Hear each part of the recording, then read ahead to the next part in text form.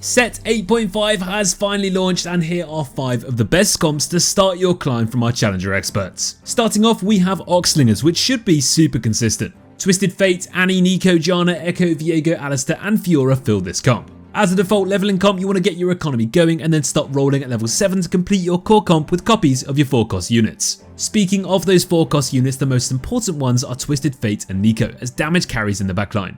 Twisted Fate has a very low mana pool, so he definitely wants attack speed with Guinsoo's Rageblade, Static Shiv and then Hextech Gunblade. Neeko on the other hand needs a Spear of Shojin, a Giant Slayer and then something like a Jeweled Gauntlet for the extra damage. Annie is your main Ox tank who's also a Spellslinger. You can basically go for anything defensive on Annie, but items like Sunfire Cape, Bramble Vest and then Warmog's Armor are ideal. For augments, you want to go for any Ox, Force, Heart's Crest or Crown. For hero augments, you're looking at any Twisted Fate, Neeko or Annie hero augments. If you always want to know which hero augment out of those 3 is the best, you need to use our augments feature. It shows you live updated stats of each augment you're seeing and even tells you which one is the best choice to go for. So let those stats help you make the right decision and bring them with you into your next game. Just click the link in the description.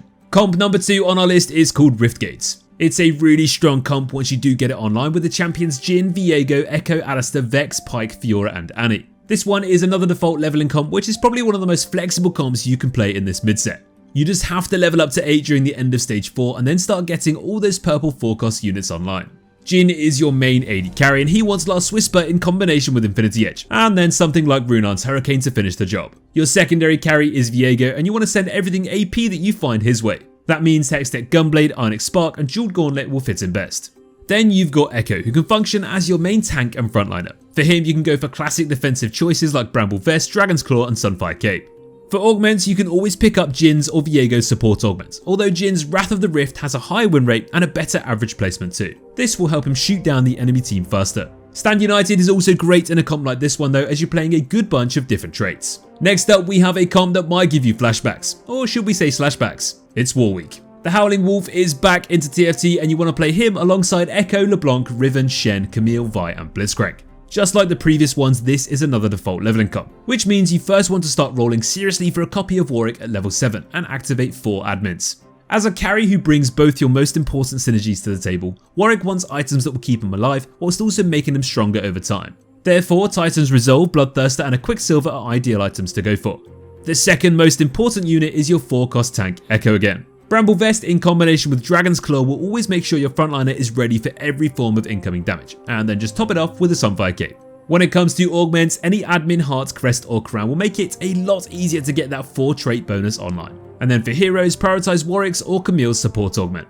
Comp number 4 on our list is probably the most fun comp you can play right now, and it's none other than Phantom Pyke. You'll play his Riftwalker fellas Jhin and Vex alongside the Supers trio Lee Sin, Malphite and Gangplank, and then lastly Shen for more hackers. This one is a slow roll comp that wants you to stay at level 6 until you hit that 3-star Pyke. As a main melee carry, Pyke wants strong hybrid items that keep him alive but still allow him to stab his enemies to death. So go for Titan's Resolve, Hextech Gunblade and Jeweled Gauntlet. Then we have Jhin, who's always ready to be geared up with all remaining AD item components. Last Whisper in combination with Infinity Edge are definitely his favourites, and for a third item you can really go for anything that adds more damage for him. Since you'll be spending most of your gold at level 6, you could also likely 3-star Lee Sin too, so use him as your main tank. For items, go for Sunfire Cape, Ionic Spark and Redemption. When it comes to augments, pick up any Pyke or Malphite support hero augments, and any form of Battle Mage, as almost all your team sits in the front 2 rows of the board.